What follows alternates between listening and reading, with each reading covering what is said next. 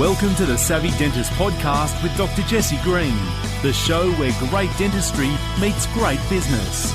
Listen in each week as we bring you an inspiring person who will share their story, ideas and business techniques to help you create a practice and a life you love. And now introducing your host, Dr. Jesse Green.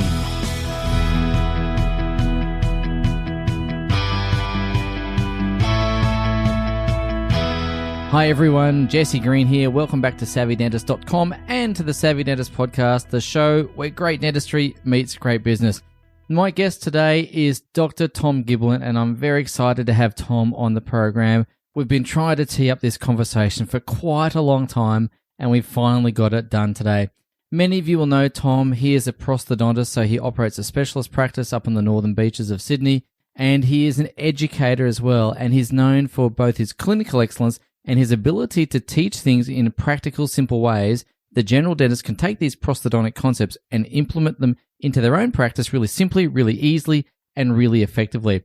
Now, our conversation today is wide-ranging. We cover a lot of ground, lots of different topics. There's really nothing that's off limits with this conversation. And what I've always really appreciated about Tom is his generosity, his willingness to share, his openness, and his candor as he discusses all the things going on in specialty practice and some of the trends that he sees that are going to impact not just specialty practice, but general practice as well. So if you want to find out more about Tom and the work that he does, head across to facebook.com/Dr. Tom Giblin Education, and you can find out all about his stuff there. But for now, here's Tom Giblin, and I hope you enjoy this conversation as much as I had recording it with Tom. Here he is. Tom Giblin, welcome to the Savvy Dentist podcast, mate. Thank you so much for taking the time. This is a podcast we've been lining up for a long, long time, and I'm glad we're finally here. How are you, mate? Good, mate. Thank you. How are you doing? I'm really well, really well. This episode is officially a corona-free episode, so we're not talking anything about coronavirus today. I think we're all a little bit over it, in a sense. It's important, but a little bit tired of talking about it. I know that on Facebook. Yeah, I know. It's everywhere. So we're going to steer clear of that today. Now, mate, you're really, really well known in dental circles. You've got an incredible reputation as a prosthodontist, as an educator. We've seen the public side of Tom Giblin through the work that you do. But I think there's going to be some interest in knowing a little bit about your backstory, how you became a prosthodontist, what got you into it, and a little bit about the life and times of Tom Giblin. So I'm wondering, mate, if you could give us a bit of a walk down memory lane, how you got to where you are and what's life like for Tom Giblin? Yeah, mate. Well, I think a lot of people will know my dad as well as a dentist, John Giblin. So I sort of grew up in the dental world, I guess, coming home from school and helping him with his castings and wax ups and all that sort of stuff. And so I sort of grew up in that and grew up around it. So for me, it was kind of made sense to continue on, I guess, in the family business. So through school, I always kind of knew I wanted to be a dentist. I guess I found in end of year 12, I didn't do so well in HSC, missed out by a couple of percentage points. So then I went and did a science degree. It ended up taking about 5 times to get into dentistry. Kept trying because I really wanted to do it.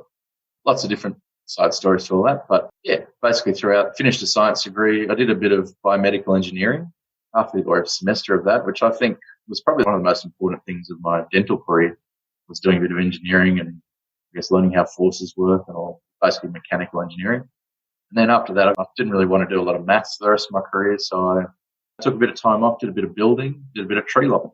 Wow. Coming up to that. So I sort of got my hands dirty for a few months and playing a bit of footy at the time as well. So I enjoyed that. And it was a good part of my life as well. Rugby taught me a lot, I guess, about resilience and doing all that sort of stuff. Yeah. But then finally got into dentistry. Sydney, finished up in 2004. As part of our placements, I guess, 2003, at the end of third year, we had to go and do a placement. So I went over to University of Texas Health Science Center to their PROS program for a month. Kind of wanted to go down the PROS path then. And so went and spent a month in the residency, living as a resident. That was awesome. Made some great friends. Came back, finished dental school, worked for a couple of years up in near Coffs Harbour for another prosthodontist named Scott Davis. Mm-hmm. Still one of my great mentors. Did a couple of years there and then decided, I want to try this PROS thing. So I applied to Texas, got in. It's a pretty competitive program. It was kind of known as one of the top programs over there at the time. I didn't know that. So did the interviews, got in, and the next 3 years massive hours doing our own lab work. It's a very in-depth program. You live, breathe, pros. And we had some great mentors there, like program director Bob Cronin, one of the great sort of alpha dogs of prosthodontics over there, ex-military. There's a lot of connections. So we've got a lot of awesome dentists coming and visiting him under the guise of, I guess, lecturing us, but really down there to play golf with Bob. So, but we got some really awesome guys down there. Guys like Bill McCorris and Jack Turberfield, Bill Robbins, Jeff Rouse, all these awesome names would come and visit us, and then finish that in 2010, and then open up a practice in 2012, and it's kind of the history. Wow. Mate, there's a lot of threads on that I'd really like to start with. And firstly, thank you. It's really nice because I've known you for quite a few years now, and I met your dad before I met you, actually. And you did Bill McCorris as well. I did the Bill McCorris course, and I met my wife at the Bill McCorris course. As we were studying cusp fossa anatomy, there was this cute girl in the room, and the rest is history, as they say. So it's really tragic. Bill was always a bit of a matchmaker, and he used to be sort of semi-pro basketballer down in Tennessee, and actually had to take Elvis out to introduce him to girls. So he's got a history of it, mate. He's got a history of it. Well, I like to think that Bill brought Miranda and Same league. Yep. Yeah, I don't think I'd put myself in Elvis's category, but maybe the fat Elvis, not the young, youthful Elvis that I'm sure Bill got to deal with, but I was probably more the fat Elvis.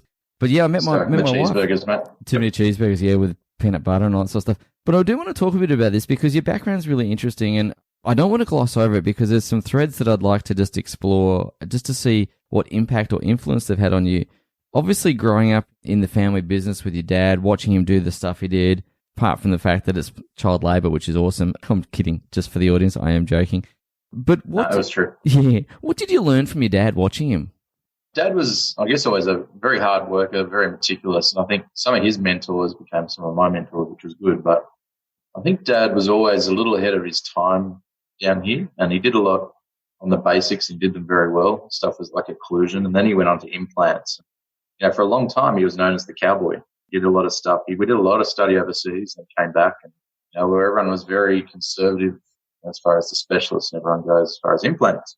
He was doing immediates 5 or 10 years before it was in vogue. Mm. So he was sort of a bit of a groundbreaker there, I think, with a lot of the stuff he did. Yeah. And now that sort of stuff he was doing, you know, sort of became second nature for everyone after a while.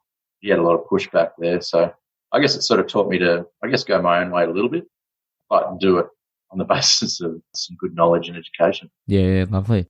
And I want to just talk to you because you mentioned something that, because again, I've met your dad before you, but the thing that you've touched on here, I think is a really important principle. And you spoke about your dad's ability to master basics. I talk about that in business all the time, but for me, most of success in any endeavor is really having a good handle on fundamentals. And is that how you see prosthodontics as well, as adhering to some really core principles to help you through that prosthodontic process? Yep. I mean, I always say, I can't remember who made it up, but prosthodontics is just a complex series of simple steps. You've got to get every little step right, and they all add up. And you make one step wrong, the whole process sort of goes off the rails. And that's really how pros is. And I guess you see prosthodontists, they're the most anal about the most stupid little things, but in the end, that's what adds up to success. And it may not necessarily be the most advanced technique, but it's something as simple as painting your tray with the correct adhesive. That will make a big difference to your final result. That's what I sort of, I guess in my courses, I run a few courses, basics is what I sort of teach.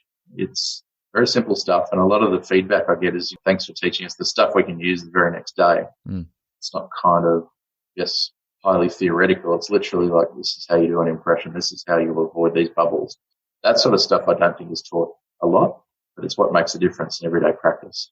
I guess prosthodontics is the sum of the errors at the end of it. So, yeah. That's a theme that resonates so strongly with me because, again, in practice, in the commercial sense, which is the space I work in, different to the clinical space you work in, but the principles are exactly the same. It's about doing the fundamental things, paying attention to those little details, executing them really well consistently. Yep. And in my space, what I see, there's an example where it can go a little awry, is people wanting to run before they can walk. And that's where I think people get a bit unstuck. And I think that's the same clinically, yeah?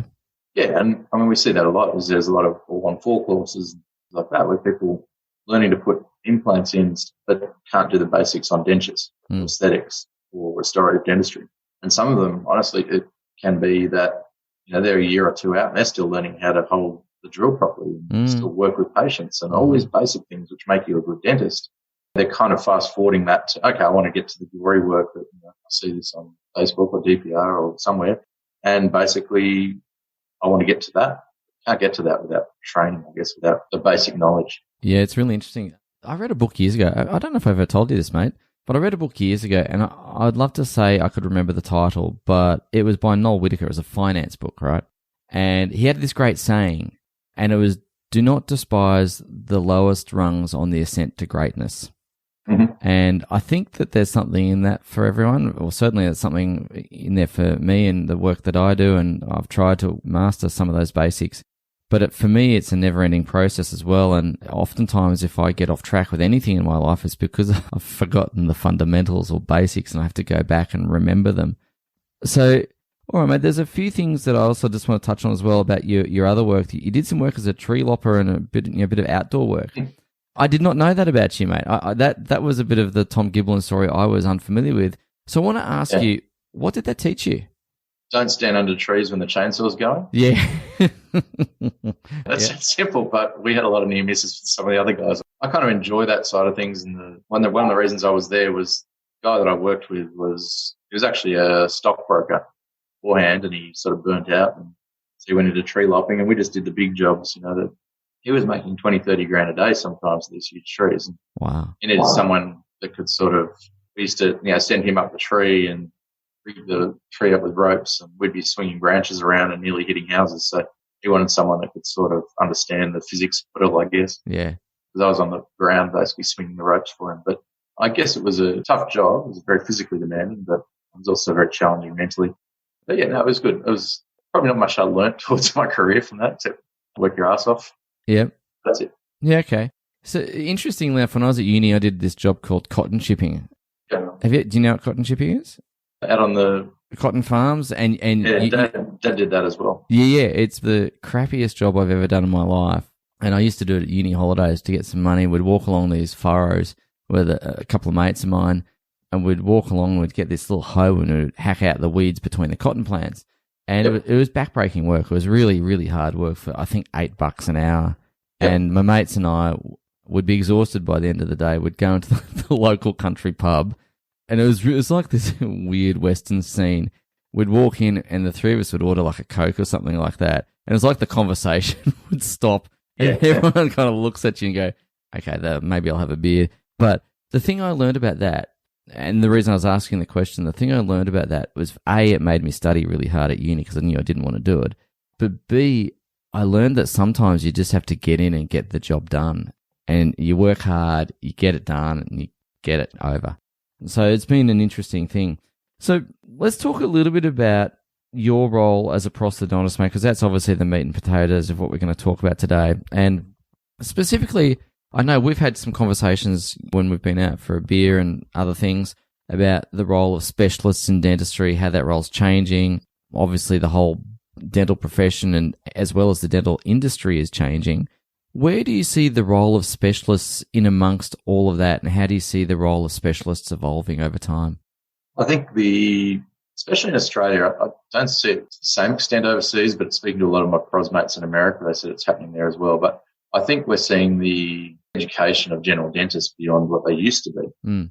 And I think it's a good thing, but it sort of comes down to the business model of general dentistry. It's that no one's really referring stuff out. Now, that might be orthodontics, doing Invisalign, people doing more complex dentistry, where it used to get sent to prosthodontists or orthodontists, etc. And so specialists generally, I think they've changed the amount of work they're getting. Mm. And so they're getting a lot less of the simple, I guess, the bread and butter stuff they used to get. So the business model is kind of changing from, okay, just we'll take anything that's a crown or everything that's an implant. We used to get all that sort of work. Now it's not. So I think the business model's changed a lot, and we're getting a lot more complex cases. What we've seen in our business is basically a lot of our referrers have gone up and done their own implant training. And I'm involved with implant training, so I think it's fair. But the actual business of prosthodontics, then we're getting a lot more complex cases. Now, complex cases generally. So I guess what we see is then with the more complex cases is our profitability does drop, especially with prosthodontics. The lab fees start going up. Just the general cost of the case goes up. And so from a business side of it, that reflects very, very much in our bottom line. So it makes it a lot more difficult to, I guess, run that business if we're just getting complex cases. There's still market forces at play. So when a patient rings us up and says, how much is a crown? We can't say, well, we only do complex work, so we're double the price. They're not going to come in. No. So we're still kind of bound within 10 or 20% usually of the cost constraints of a general dentist, but suddenly we're doing much more work for that money. So that makes it a little more difficult. Yeah, so there's the whole concept of being a price setter and a price taker, and you guys are price takers in that market, and because you've got to fit in with the general fee structure.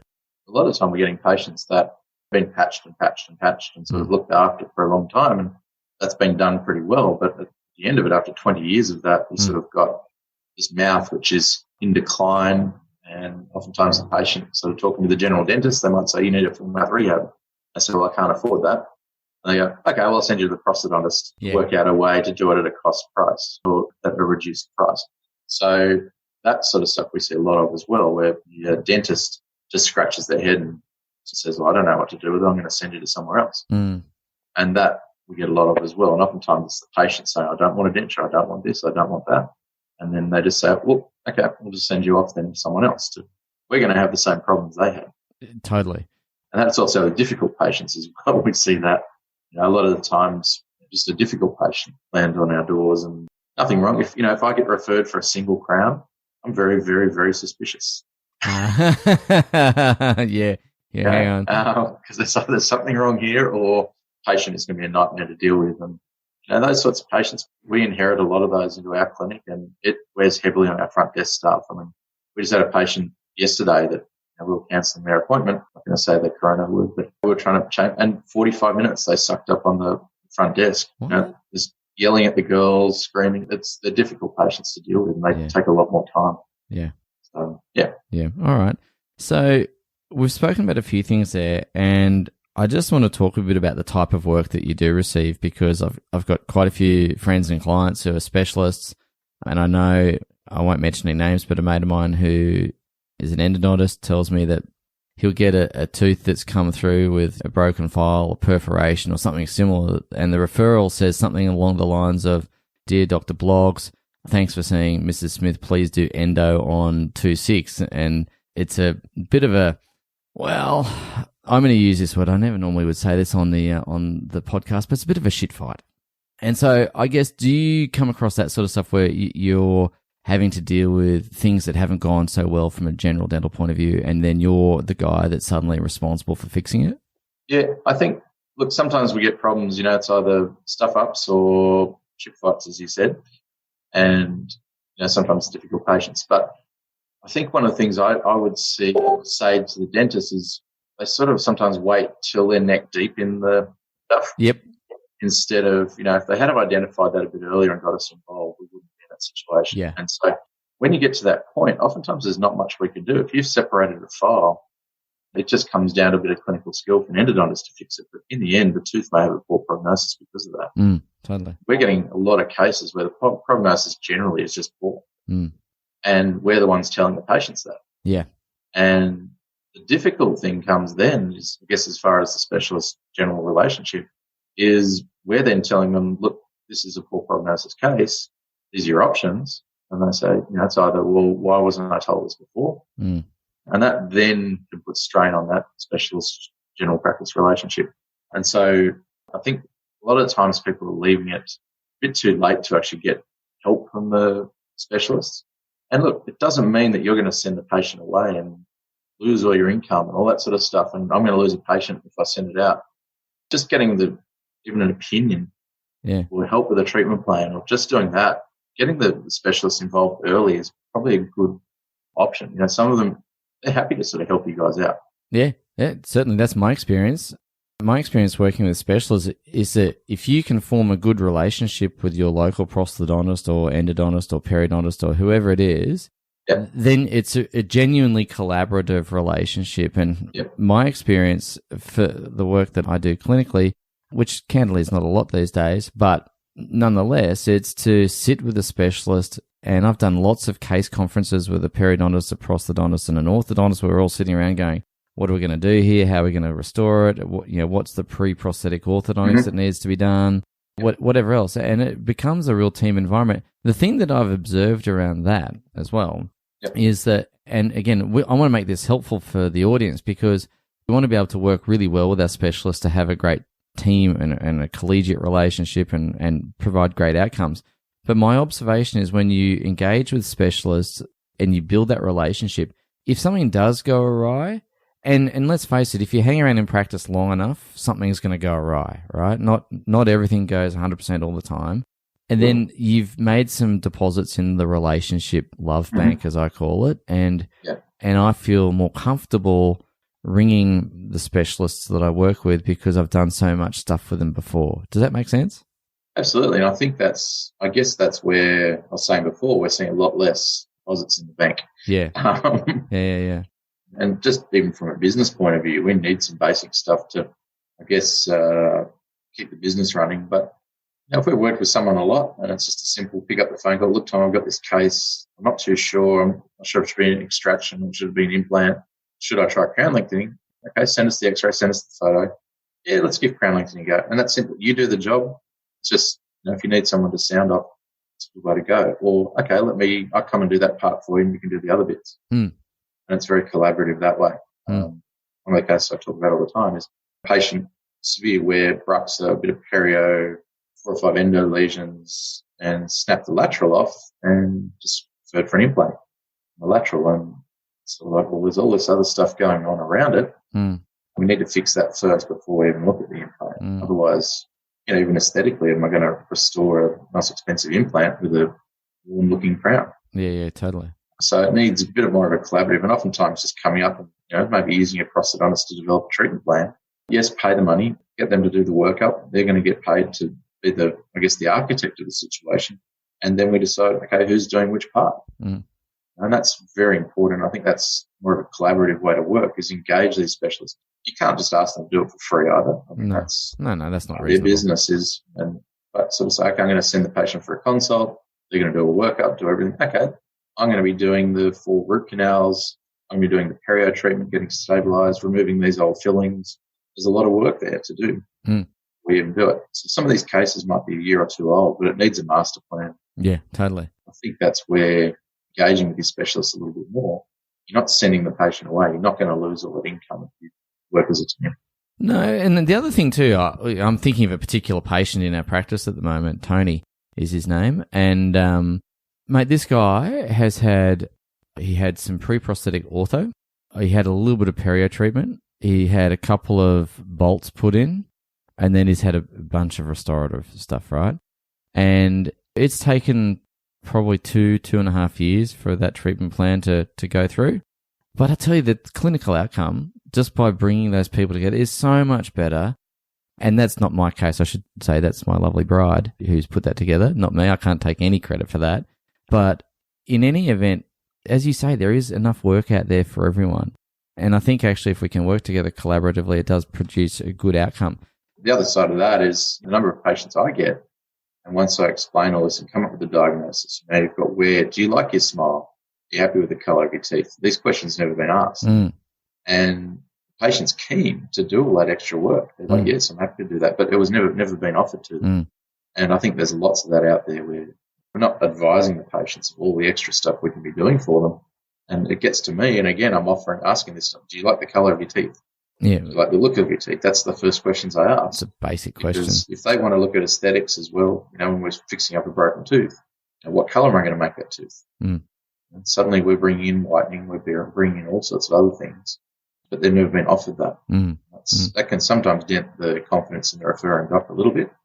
So that's a hard tightrope, I guess, for the specialist to navigate to tread. But yeah, it's something that is an instant practice builder if you just ask some simple questions about that. Yeah. Well, and the other thing I can tell you as well, the feedback we got from this patient I was just mentioning is he really appreciated the fact that we'd taken the time to build a team to support him in his treatment. And he now is, I reckon, one of the most loyal patients that we've got. And he refers to us, refers his family and friends to us. It's a good practice builder. It adds value. And I guess with pros as well is when you look at it, a lot of the treatments are multi-year. And even some of them, like I always say, you've got to be planning for 20 years down the track. Yes, you're going to do it. You might have a few compromised teeth now. If we say, look, they might fail in 5, 7, 10 years, then what are we going to do? That's the plan you need to have. And I always say, if you're planning for the next 20 years, if you go to your patient as a general dentist and say, we're actually coming up with a plan for the next 1, 5, 10, 20 years for you, no one's ever offered that to them before. So if you're offering that long-term plan, that's a long-term patient. Totally. Okay, you're missing a few teeth now. Maybe we put an implant or two in here. We can reuse those implants later if you lose more teeth. You're a baby boom. You've got a bunch of amalgams done. Those teeth may crack. What's our contingency plan for those? Or are we going to do an implant for every single tooth? And that's $100,000. Yeah. If you can plan around that, give them a long-term plan. They're not leaving your practice. No. Unless you stuff something up. Yeah, exactly. So I want to just come back to the original thought, mate, is around the business model of specialist practice. Do you see specialty practice in the traditional sense continuing as it has, or do you see it becoming part of our integrated practice? Yep. I think there's, the old school, I guess, model was, yes, individual practices. You send them out to a specialist, endodontist, prosthodontist. It's probably more so with pros than most of the other disciplines, but probably orthodontics is the most similar to prosthodontics, where you'd send them out, you'd let them do the work, you get them back. And I think that as far as a business point of view for a lot of these practices, it is not great, and that's why they're upskilling the general dentists. For mine, I think where we're going to go is that a prosthodontist or specialist will work within groups, within a practice. And so it's basically an integrated solution. I think that's the way it's going to go. There's always going to be the practices that are out there. They've got the traditional workflows. They've got some dentists that have been working with 30 years, and they're just going to continue to get those referrals for the work they've always had. But I think in future, that sort of workflow's changed, that referral pattern. And so I think in-house specialists, I think, is probably the way it's going to be, because it kind of avoids that. I guess the big barrier to referring out is, okay, I'm going to lose that income. If you've got a specialist in-house, okay, maybe I'm taking a percentage of that. It might actually then encourage people within my practice to refer to a specialist and get a higher standard of care for the patient. And so, everyone kind of wins a bit more in that mode, I guess, or in that model. So I think that's probably going to be the way it's going to go. And most specialists you'll see these days do have some general dentists attached, or they've got some hygienists, or they're sort of integrating some general dentistry in order to keep their cash flow going as well. It's sort of coming together from both ends that way. Yeah, and that was my next question is, do you think that there'll be a situation where you've got a highly skilled, highly trained prosthodontist effectively operating as a general dentist with a high skill set? Yeah, and I guess that's the way my business was kind of running, or has run. We've integrated hygiene because I guess a lot of the work I do, I can't just dump all this complex work back onto the general dentist to look after. No. And so I kind of have to maintain my work. Now, some general dentists don't like that. So sort of, okay, you're taking away my cleans. It's like, well, not really, but I'm maintaining my work. I don't want to give that responsibility. I'm not sure they don't want that responsibility as far as looking after complex pros. Yeah. So there's sort of a coming together, I think, of the business models will be a better fit for the patient. Yeah. Cool. I totally agree with you. I think it's going to be interesting to see how it evolves and unfolds over time. But one thing is I do think it is going to change. I don't think the traditional model is going to last that much longer. And it's so much easier. I mean, my practice is, I've got a couple of general dentists. We've sort of split up our practice into a general practice mode, a general practice and a specialist practice under the same roof. And I have my own lab in there as well. So for us, it's much easier to collaborate when I can just walk down the corridor and go, John, this patient's got perio. Do you reckon we can clean that up? Or they need a root canal. Or I duck next door to James and go, can we change the colour of that crown? I think that sort of communication is a lot easier. Yeah, totally. When you look at the dental board, I think a lot of the problems with these cases comes with the communication between, if you're just communicating by letters, it's very hard. I'm as bad as anyone is getting my letters written on time. I know that. And so that communication breakdown can be a real problem, where if you're under the same roof, it's a much more ideal situation as well, I think. Yeah, I agree. I think there's a lot to be said for that, mate. And I do want to talk a little bit about labs, because I know you've got an in-house lab, and I know at DPO last year at the conference that you spoke about labs as well. And so I want to just talk a little bit about lab flows. And I just also want to talk about the whole digital dentistry thing around some of the considerations that need to go into, or the thinking that needs to go behind a purchase decision. You know, everyone's going to focus on cost, but that's only one dimension of a much bigger thing. So can we talk a little bit about lab flow and considerations around purchasing gear? Yep. Well, I think I sort of do a bit of, lectures on digital dentistry, and I sort of have to break it down into, it's such a big sort of all-encompassing term, but we've got to sort of look at, and I always split it up into different, is it diagnostics? Is it acquisition of data? Is it design? And is it manufacture? And a lot of people will sort of go, I bought a Trios, or I bought one of the intraoral scanners, like a Medit or something. Okay, now I'm a digital dentist. And the problem is they haven't worked out what's the workflow before and after that as well. So you might only have one piece of the puzzle. The acquisition of the data is one part of the puzzle. It's not the whole workflow. And that's what people miss. And so for mine, I use an iTero. I bring it in the diagnostic phase. So one of the first things I do for my patients is scan them. We get a digital, we get the photos as well, so digital photos, the scan, and maybe a cone beam. And we use all that data to then work the patient up. So that's kind of in our diagnostic phase. Yeah. You then might, we're going to use a crown prep, and then we're going to capture that data. What happens downstream from there is quite important. And how are you going to design stuff? So if you're just going to take a scan and send it to the lab, what are they going to do with it to get you a crown back? And that's really what we don't think of. And that generally means if you're going to try to get a crown from Mr. Scan, they're going to have to make a model. Okay. Now, at this stage, and I've been saying this for 7 or 8 years, the big glitch in the digital workflow is models. You know, people are trying to print. They get it, if you're the average lab down the road, suddenly you get a digital scan, you're like, well, what am I going to work on? But no models. Exactly. Yes, I can mill a crown from that data, but what am I going to work on as far as stacking porcelain or do anything like that? Implants are the same. How are you actually going to work on an implant from a virtual model? So that's really the glitch in the system at the moment. And still to this day, I think printers aren't there. The problem with the printers is basically the resins. They're getting better and better, but still the accuracy is about 35 microns. It's not sort of 5 or 6 microns that milling has. And so we're getting these distortions. The other thing is those printed models distort. They keep setting, keep changing, keep warping over time and not in a uniform direction.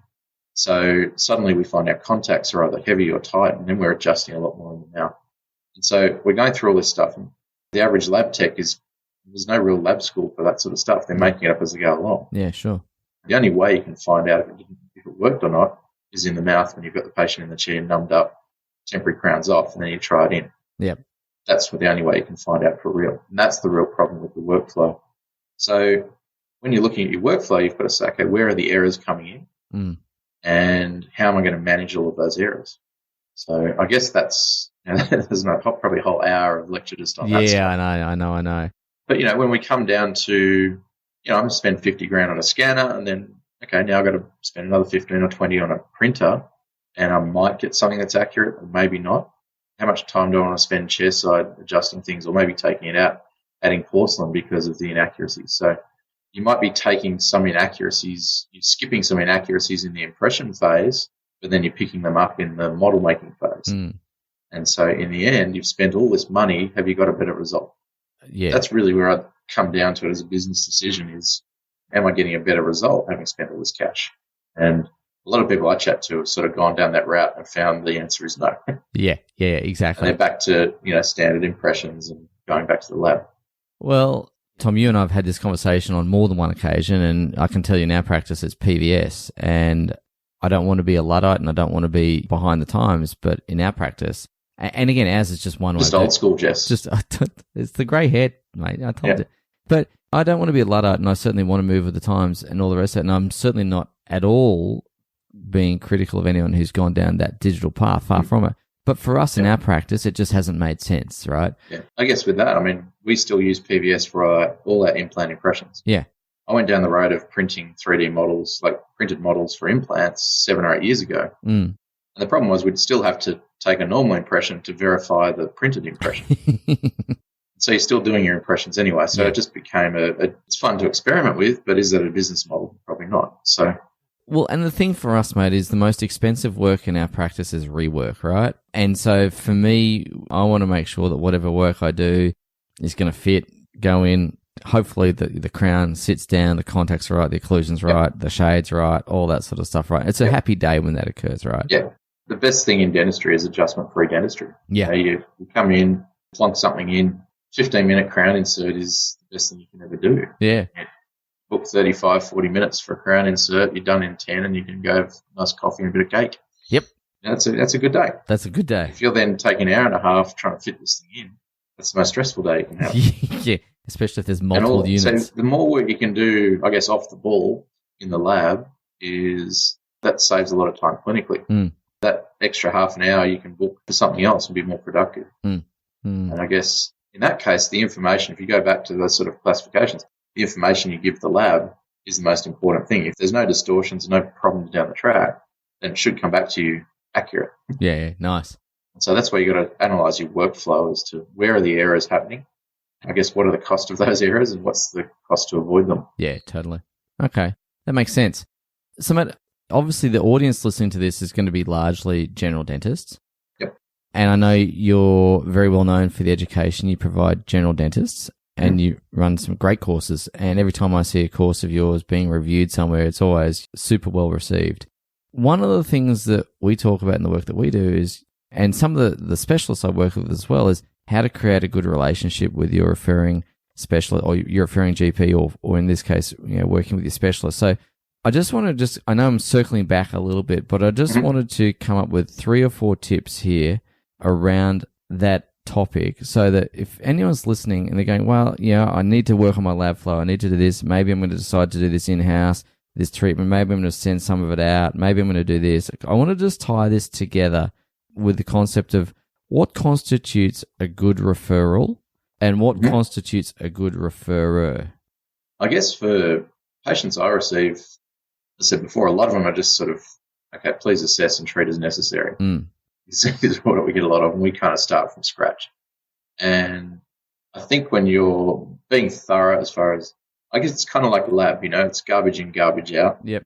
As far as, how much work are you going to spend asking the specialists, the right questions or describing to them, look, I want to do this, I want to be part of this.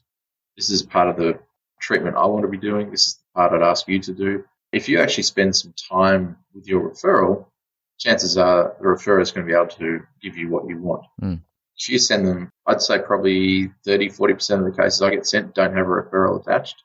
Really? Yeah. And so, it's just the patient rocks up and say, have we got a referral?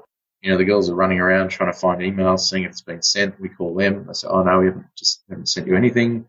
We might get around to that later. And that's kind of the thing we get as well. So I think the more time you spend, and I guess the referrals we do get where, they've actually spent time writing a page or two, we know what's going on. We understand what they want from us, and then we go from there. Yeah, cool. And usually I'll try to follow that up with, after my first consultation with the patient, I'll try to call a dentist. Yeah. If I can't get back onto you, we'll try a few times. And, oftentimes that just gets lost in these busy times. So I guess being free and basically maybe scheduling some time to chat about the case is probably the next part. Okay. All right. So again, it's about communication is pretty much everything, right? Okay. So ladies and gents, if you're listening to this and you're thinking, how do I improve the relationship with my with my specialist, I beg your pardon, the people who I refer to, it's going to come back to communication, and that bit of communication is going to come back to a deposit in the relationship bank. And then, of course, if you need to seek some guidance or help if things have gone awry, then they're going to be able to help you much better. Part of that might be just arranging a call with the specialist. Yeah. And saying, okay, what's the best way to communicate with you? We're all busy. Yep. We might not get time 9 to 5 or 8 to 5 to actually talk. What's the best way I can communicate to you? Is it email? Is it messenger? Is it, WhatsApp? Yep. And I think those technologies these days are a much better way. The other thing is, let's schedule a time to chat. Yeah, totally. It's like anything. If you make time to do it, you'll hopefully do it. Yeah, totally. Okay, excellent. So I wanted to also just come back to the beginning of our podcast, maybe, because we have traversed a lot of different topics, and it's been a really interesting conversation. I want to talk to you a little bit about your journey and your role into specialty practice. And of course, you've just sold your practice. And I'm just curious what lessons or learnings came out of that you think might be helpful for the audience to hear about. Yeah, so I mean, I've been working with you for about 3 years now. We're just a small business as well, just as much as anything. Yes, we're a specialist, but we're a small business. Yeah. Doing the same things all the general dentists are doing. We're just trying to make ends meet, make things work. And I guess I went to your Practice Max up on the Gold Coast, and that prompted a lot of questions for me as to where I'm going. What's my business model in the future? And, I spoke to my cousin as well, and I was busy. So essentially, I sort of look at it, essentially I've got 3 businesses. One's being a dentist, one's running the business, and then I had my teaching stuff on the side as well. And all of those sort of take time up in your day. I sort of looked at it and said, well, running the business really isn't giving me as much a return as the other ones. This is something I want to do. And so I had some accounting stuff as well, which we discussed, but one of the options was, okay, do we sell the business? Do we do something else? And so I went down that path. And so I approached a corporate or two. I sort of looked and did my research as to what sort of, I guess, was the best match for me. I approached them, and it took a while to get through the negotiations of how it's going to work. And obviously they're used to buying general practices, not specialist practice. So it was a little bit different. But for mine, the relationship for me is I'm sort of becoming part of a team again. Yeah. It's like we spoke about before, is essentially I'm becoming an in-house specialist.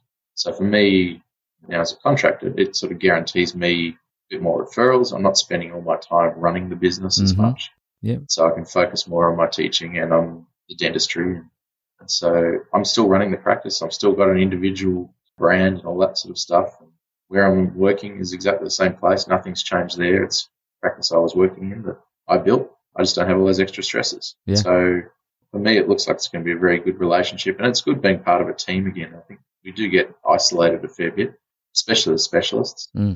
So for me, it brings in a lot more opportunities and brings a bit of change, which is always good as well. I'm sure there's going to be a couple of little speed humps, but generally it's been pretty positive so far, or very positive. Yeah, I think taking that, having to run the business off my back has been quite good for me as far as looking at other opportunities. Yeah. Their resources behind us, their marketing, but also the fact they've got a bunch of practices they want to send me work now. One of their big things was they didn't want to send as much out of their network anymore. They want to send it to us. Yeah. So that's actually going to create a workflow for me as well. Yeah. Some more patience. So it was kind of a business decision as much as anything. Yeah. And fantastic, mate. And I know that you worked really hard on that, and obviously it's a fantastic outcome for you. So I take my hat off to you, mate. And I know that you've worked really hard throughout your whole career to build relationships with people. And it seems to me this is a great example of you working with people, building relationships and creating a win-win outcome for everyone, right? Yeah, and it was a bit of a different deal to what most people do with a practice purchase. That's a lot more incentive-based down the track, so minimise the risks for them. And that's the thing, specialist practices aren't worth much money.